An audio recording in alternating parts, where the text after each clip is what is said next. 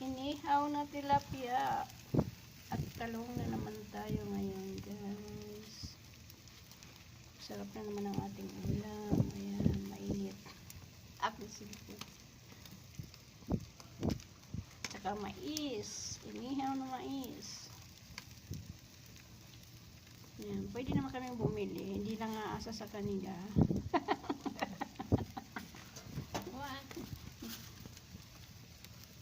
Ayan. Mais. Sarap na naman ang ating kainan. Mainit. Mainit yung aking cellphone.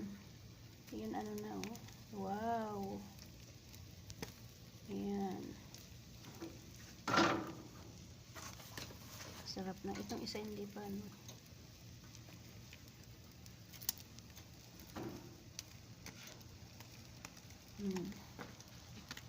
Ayan.